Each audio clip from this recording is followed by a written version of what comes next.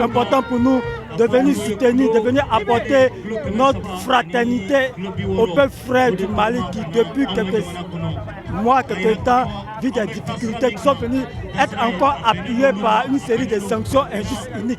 Donc nous, en tant que panafricanistes, il était important, il était obligatoire même pour nous de venir exprimer cette solidarité, cette amitié, cette fraternité au peuple frère du Mali. C'est pourquoi nous sommes là, partager sa douleur, parce que les sanctions, ça fait mal. Il y a des douleurs, il y a des difficultés. Donc ces marches qui ont été initiées, vous voyez, c'est pas facile, marcher 1300 km, marcher 1000 km, marcher 500 km.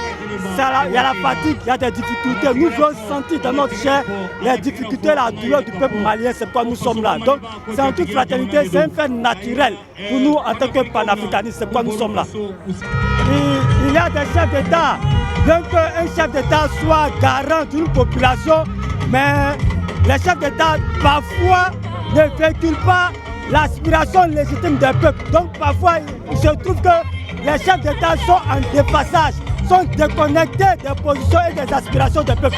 C'est le cas de la plupart des chefs d'État de la CEDEAO et particulièrement celui de la Côte d'Ivoire. Je peux vous assurer avec une ferme conviction que le peuple ivoirien dans sa très grande majorité, dans sa très grande globalité, soutient et avec le peuple frère du Mali. Et c'est pourquoi nous sommes là pour l'attester. Tout d'abord, je salue le peuple malien. Aujourd'hui, je suis animé par un sentiment de satisfaction. Les jeunes ont montré le chemin.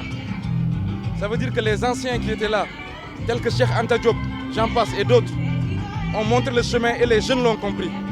Cette histoire d'embargo, c'est une fiction politique, ça ne peut pas continuer. Les peuples se sont exprimés pour dire qu'ils sont unis par beaucoup de choses. Le Mali et le Sénégal est un pays et indivisible. Ça, aujourd'hui, tout le peuple malien, ils savent qu'aujourd'hui les Sénégalais sont derrière eux et sont avec eux. Aujourd'hui, nous sommes à l'aise. On n'a plus rien à expliquer au peuple malien. Les jeunes ont tout démontré, on est avec eux. Bien entendu, nous avons de gros projets pour les Sénégalais qui vivent ici au Mali. Parce que nous ne pouvons rien faire sans les Maliens. Les Maliens nous ont déjà tout donné. Ils nous ont tout facilité. Donc on est en train de travailler actuellement avec tous les Sénégalais installés ici au Mali pour voir comment on peut faire évoluer les choses. Parce que depuis 1979, nous avons une autorisation de l'État malien qui nous permet de fonctionner au Mali, de faire nos activités convenablement. Mais en 2022, il faut qu'on remette les choses à jour. Les demandes ont changé, les attentes ont changé et tout ça, Inch'Allah, avec l'aide de tous les Sénégalais, on va y arriver avec nos frères maliens. La marche Dakar-Bamako est une initiative panafricaine de l'association La Marche internationale Dakar-Chetou, qui est une association qui œuvre pour la promotion des idéaux de Cheikh Anta Diop. L'entité a pris l'initiative au cours de sa 8e marche Dakar-Chetou, de marcher de Dakar à Bamako pour apporter le soutien de tous les Africains au peuple du Mali. Les camarades ont quitté le 16 février à l'ambassade du Mali et ils sont arrivés à la frontière sénégalo-malienne dans la nuit du 18 au 9 mars 2022. Et lors de cette traversée, moi j'étais là-bas avec l'équipe de liaison, l'équipe d'accompagnement. Et de la nuit du 8 au 9 mars, nous les avons accompagnés jusqu'ici à Bamako.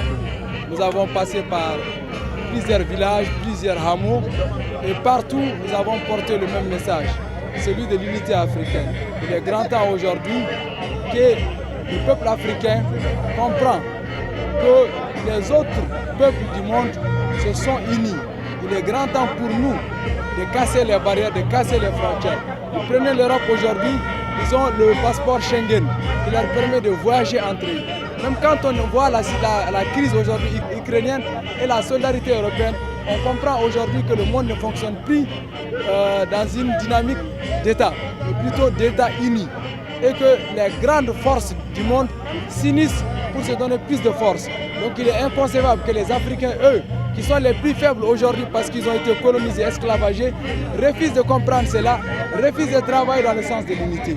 Donc c'est pourquoi, où nous avons passé, nous avons porté un message très clair, celui d'accompagner ceux qui sont aujourd'hui au pouvoir parce qu'ils sont dans la dynamique panafricaine pour qu'ils réussissent à faire sortir d'abord le Mali de la situation d'insécurité généralisée qui est provoquée par les pompiers pyromanes, mais aussi de faire les réformes nécessaires pour que plus jamais le Mali ne revive ce que nous avons vécu en 2012 à aujourd'hui.